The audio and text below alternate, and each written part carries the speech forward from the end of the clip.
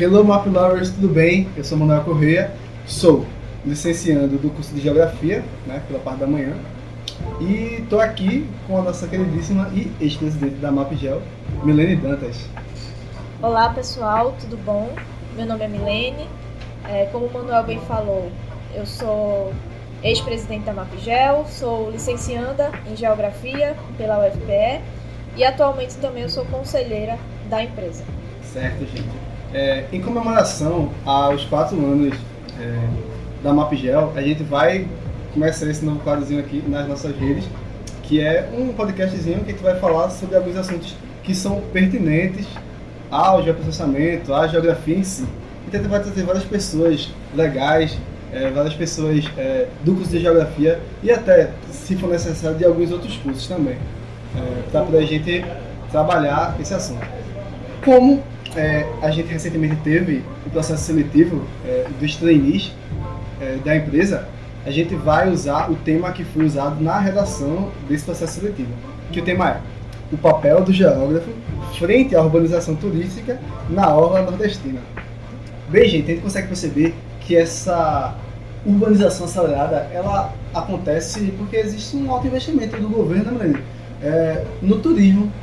Exatamente, a gente consegue perceber que muitas praias do litoral nordestino, elas são bem urbanizadas com esse investimento, mas em contrapartida a esse processo de urbanização a gente também tem outros problemas de infraestrutura, de saneamento básico. Então, ao mesmo tempo que a gente tem essa área voltada para o turismo, a gente também tem os impactos dessa situação. Exatamente, até porque o Nordeste ela tem uma peculiaridade no processo de formação, de expansão urbana, que é exatamente porque nós, aqui no Nordeste, os centros que eram dominados pela classe alta era o interior, a parte que tinha as grandes casas dos senhores de engenho. Então, a ocupação do litoral, ela aconteceu tardia aqui no Nordeste, sabe? Então, a gente consegue perceber que esse processo de urbanização que acontece no litoral nordestino, ele é exatamente fruto dessa ocupação tardia das classes mais altas. E tipo, quando a gente vai, sei lá, em Porto de Galinha, Maragogi, a gente consegue ver, como ele falou, quando chove alaga, ou seja, é infraestrutura só de fachada, né? Tipo as praias, piscinas naturais. Bem, Milene, pra tu, o que é que tu acha assim? O que é que a geografia, assim, ela é pertinente de se estudar? Como é que ela entra nessa história? Qual é o papel do geógrafo?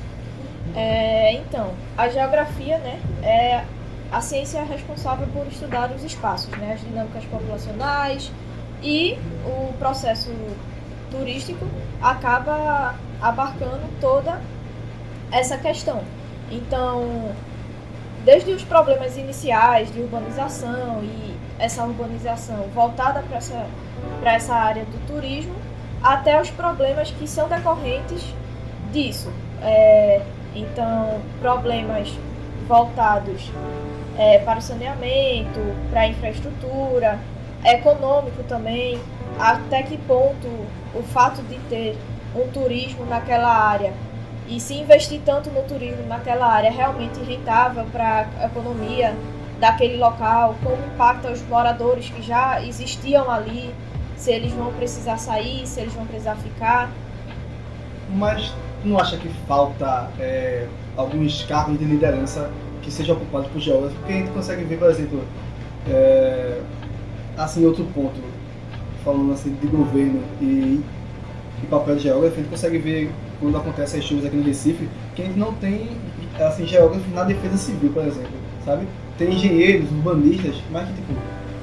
E essa mesma coisa acontece na fiscalização nas orlas, né? Exatamente esses... tipo, a gente sabe que a lei não pode ter prédios de até tantos andares na orla, mas a gente consegue ver isso facilmente em qualquer lugar do Nordeste. Mas tu acha que existe essa falta mesmo assim? Eu acho que sim, que o geógrafo ele deveria ocupar mais os espaços que são pertinentes a eles, porque a geografia muitas vezes é voltada para algumas áreas, mas a geografia ela abarca tudo. Então, o turismo também é uma vertente da geografia que pode ser estudada, que pode ser analisada, e o geógrafo ele pode estar à frente dentro, está à frente desses processos, estudando esses processos turísticos. Exatamente. E também tu consegue, assim, fazendo uma análise da geografia nessa questão, a gente consegue perceber que o turismo ele está totalmente ligado ao lazer da classe média, o lazer da classe mais alta. Ou seja, como a gente sabe, isso é qualquer geógrafo que consegue analisar o espaço, consegue perceber é que a orla ela é ocupada pelas classes mais altas, né? Então, se existe um lugar que é pertinente o turismo e que está sendo ocupado por uma classe mais baixa, a indústria, os grandes empresários, sei lá, o governo que ocorra esse turismo quer tomar esse lugar, né? Quer pegar isso, né? Isso, exatamente. A gente consegue perceber que as orlas, elas estão cada vez mais sendo ocupadas por pessoas que têm as classes mais altas. E quando ocorre daquela área ela começar a ficar muito popular, as populações que antes residiam ali, elas acabam sendo retiradas. E aí a gente sabe que tem uma série de impactos que podem ocorrer devido a isso. Por exemplo, morava um pescador próximo àquela praia, e aí as empresas, enfim, que vão querer ocupar aquele espaço, solicita que o pescador saia, paga para que ele saia. Indeniza, né? Dá indenização, mas é o modo de vida daquela família. Ele precisa estar próximo à praia para poder ter o seu sustento. E aí ele é retirado daquele local e, mesmo com a indenização, né, para onde ele vai? Como é que fica a forma dele trabalhar? Se é prejudicada, se não é? E dentre outros exemplos. Isso é um processo que a gente chama de higienização, né? Tirar a população mais pobre dessas áreas que se foram dados valores, né? Desses espaços que foram valorizados. Por exemplo, no nosso litoral nordestino, a gente tem vários lugares que são territórios não só de transgressão, né, que vão contra esse sistema mais capitalista de turismo, mas que eles são espaços de exceção.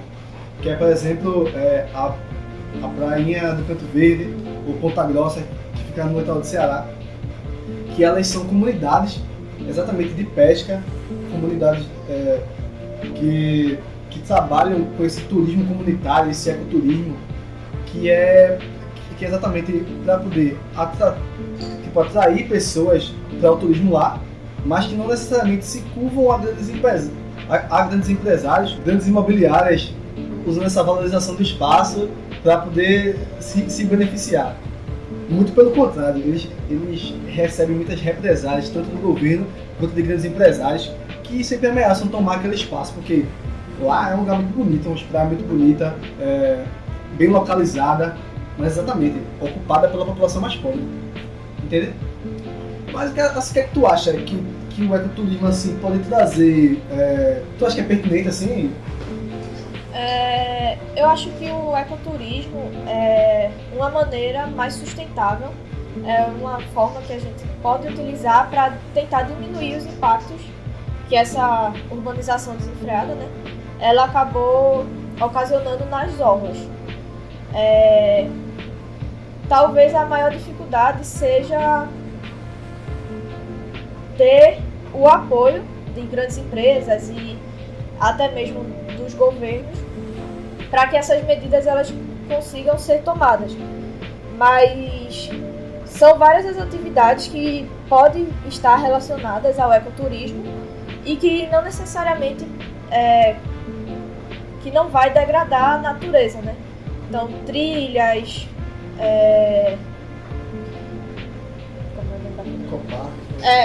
trilhas, ecoparques, mergulhos, são maneiras de proporcionar o lazer para a população que está indo em busca disso e também não degrada a natureza ou busca trazer menos impactos, né? Verdade, tem isso também.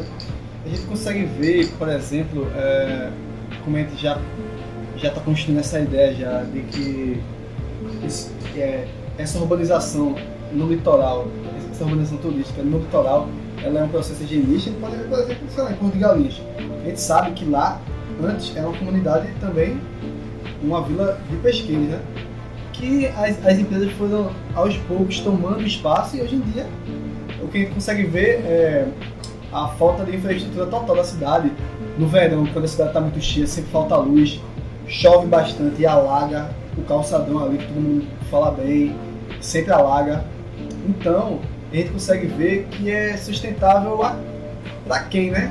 Até porque a comunidade mais pobre, lá do Porto de Galinhas, é a que trabalha para quem está lá passando férias, né? Para quem vem de outros lugares do país. Então, a gente consegue ver que esse processo de urbanização ele está totalmente atrelado ao capital, ao dinheiro. Aonde o espaço estiver valorizando, o capital vai estar lá para se aproveitar. Mesma coisa no litoral nordestino. A gente não consegue ver isso em outros lugares do país. Claro que existem lugares de exceções, assim, mas o que isso acontece muito aqui no Nordeste exatamente por essa busca tardia do litoral e o capitalismo se aproveita muito disso, porque eles querem a todo custo estar ganhando dinheiro e se existe um lugar bonito que você vai lá poder gastar seu dinheiro com um restaurante, porque a gente vai em Porto de Galinhas com galeta quanto, meu? R$70. R$70 galeta, pelo amor de Deus, né? Tem condição. Ou seja, os caras estão ganhando dinheiro por isso, alguém está ganhando dinheiro por isso. Esse processo, mesmo ele trazendo emprego, né, para o pessoal que mora ali aos redores, trazendo emprego, trazendo economia, né, mas a custo de quê? A gente tem que investigar isso também, porque, como o Manuel falou, não traz economia, traz dinheiro, mas não traz infraestrutura. Então, qualidade de vida. Então, em determinado momento, aquela área ali que seria um lugar paradisíaco, um local turístico, ela vai se degradando pouco a pouco, o pessoal vai deixando de visitar, e aí toda a economia que girava em torno daquele local não gira mais. Outros locais vão sendo descobertos, né? E aí como é que fica aquela população que já tinha se estabelecido ali, que já tinha... Acaba tendo um custo de vida muito alto, né? É isso. Botar num lugar que é pertinente à classe mais alta, né? Um local que fica super valorizado, mas ao mesmo tempo não tem qualidade de vida, né? Porque você passar uma semana é uma história. E você realmente morar ali muda completamente as perspectivas. Eu tenho um lugar de fala nisso porque eu morei quase um ano na comunidade da Sanluz, que fica ali em Porto de Galinhas, e para uma comunidade eu pagava caríssimo no aluguel, pagava R$600 no aluguel. É caro. Não era próximo à praia, tipo assim, era em Porto de Galinhas, mas ficava na comunidade, né? E a comunidade é comandada pelo tráfico de drogas, pelo Comando Vermelho. Então tinha toda essa questão de segurança. E aí eu acredito que a geografia ela precisa conversar um pouco mais sobre essas questões, já que a geografia estuda o espaço, né? A economia e dentre outros assuntos, a questão turística está dentro desse processo, né? E não só deixar para outros cursos. A gente pode conversar com oceanografia, a gente pode conversar com hotelaria, para buscar entender como a gente pode atuar de maneira mais efetiva e também ocupar esses espaços com os nossos conhecimentos, né? Também. Além de que, a gente tem que valorizar mais um pouco esses institutos de pesquisa que disponibilizam espaços para a gente ocupar. Por exemplo, tem vários centros de pesquisa, Tamandaré, ali em Porto de Galinhas mesmo, são bastante pertinentes da gente ocupar, da gente conhecer e valorizar não só a praia no sentido turístico, mas do conhecimento de você ir conhecer. Porto de Galinhas tem a Eco Associados, que é um lugar que você vai conhecer a história um pouco das tartarugas, porque lá existe um ponto de desova, a gente pode conhecer, tem um museu lá, com a entrada bem baratinha. Então não é só questão de dinheiro, a gente pode conhecer esses lugares, uma questão mais geográfica, para conhecer, para estudar, para fazer mais pesquisas. Mas aí a gente já entra em que assunto? No assunto dessas novas tecnologias, né? Como é que sei lá, por exemplo, a MapGeo pode assim, ajudar com o geoprocessamento, esses estudos e soluções assim? Acho que dentro do geoprocessamento, né, a gente pode trabalhar com a delimitação dessas áreas, entender até que certo ponto começa e termina essas áreas e adotar maneiras de, através dos estudos de uso e ocupação do solo, diminuir os impactos decorrentes desse processo turístico, né? Então, pode fazer levantamentos geológicos, geomorfológicos, topográficos, que busquem entender um pouco mais aquela área e o que se pode fazer de forma sustentável e com menos impacto para que aquela área ela possa continuar assim, né? Continuar ou voltar a ser preservada. A gente pode ver também que a gente, assim, que já existe, né, esses zoneamentos de APAs que tentam fazer exatamente isso, né? Não deixar com que o turismo predatório tome alguns espaços, como os EIs, de interesse mais comunitário. Então existe esse desalinhamento. Um exemplo dele é a APA dos Corais, que fica em Alagoas, que ela tende a não dar certas áreas do espaço daquele território mais perto de Maragogi às grandes empresas, mas sim aos moradores, à comunidade. Mas o que está acontecendo lá não é nem perto disso, né? Estão fazendo um aeroporto lá em áreas que deveriam ser da comunidade. Então a gente consegue entender mais ou menos nessa conversa aqui algumas problemáticas e de como o geoprocessamento pode ajudar a monitorar esse espaço. E aí, menina, gostou da nossa conversa? Gostei, é um assunto bem pertinente. A gente precisa realmente conversar sobre isso e buscar ocupar esses espaços, né, que a geografia ela também pode alcançar. Então, gente, muito obrigado por escutarem até aqui. Espero que vocês compartilhem bastante com seus amigos de curso, ou até outros de curso também, de outros cursos, papai, mamãe, vovó. Vamos compartilhar, vamos fazer mais Map Lovers.